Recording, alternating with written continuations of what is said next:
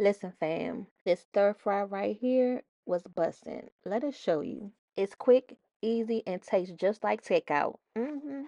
We're making chicken teriyaki stir fry noodles today. If you love Asian food, you'll definitely love these noodles. So the first thing we're going to do is go ahead and do the prep.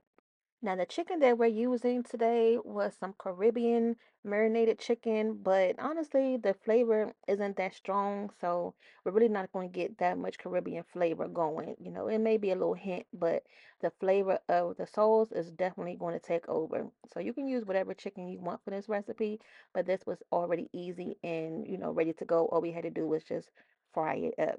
And then we went on ahead and chunked up some green peppers. And for this stir fry, I'm going to be adding in a lot of vegetables, y'all. This is another way that you can sneak in the vegetables for your kids and your family without them really complaining because it's going to be drenched in sauce. And that is some asparagus. Go ahead and cut the tips off because you don't want that. And everything is going to be like quarter size, like, chopped up. Nothing has to be really fine. And you want to try to make this as colorful as possible. This is one of those dishes where you don't want everything to look the same. And the star of the show, these are the noodles. And can you believe we're going to be adding in some butternut squash, y'all? Listen, I told you it's going to be veggie chicken loaded. Look, you're going to learn some new things over here today. Keep watching. So everything is going to be done in this one pan. This is like one of those one pot meals, but at the same time, we still have to do it in separate layers so everything can cook by itself. So here we're going to go ahead and fry those vegetables. When I mean fry, we're going to add them in some oil and cook them on high because we don't want them to steam. And then add the juice from that chicken right in them vegetables, y'all. Yes, we're going to add flavor on top of flavor. We had the chicken resting so that way that all the juice can stay in there. And we just going to chop it up, little rough chop into squares and dice them up. That's all you have to do. But try not to eat all the chicken while you're chopping it. Yeah, I know how we do. All right, so here's the funnest part of this dish is making the sauce. Now, the teriyaki sauce itself by itself is generally salty, so we always try to do something to, cut that salt back, as well as to add some other flavor. We love sesame oil. That's one of our favorite go-tos when, making our Korean or Japanese dishes. And we are going to add a little bit of spice to it, a little bit of powdered sugar. Let me make sure I'm mixing this sauce up good. That's one of my husband's biggest pet peeves. If y'all watch his last video, make sure you stir the sauce, especially on the sides. Now, I know I'm going in with some more sugar, but that powdered sugar just was not doing it for me. Make sure you taste it as you go. And again, because we're doing that teriyaki sauce, it's not going to be too sweet and too salty.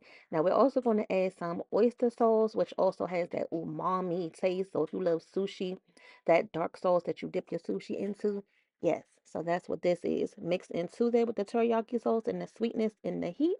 It's going to be just right. Now, we're going to go ahead and take our chicken and the noodles. The star of the show is 2 packs of noodles that come within that package. So our family needs about 4. Now, you only want to have a little bit of water at the bottom so that way it can steam the noodles. These noodles do not need to be drenched in water like oodles and noodles, y'all.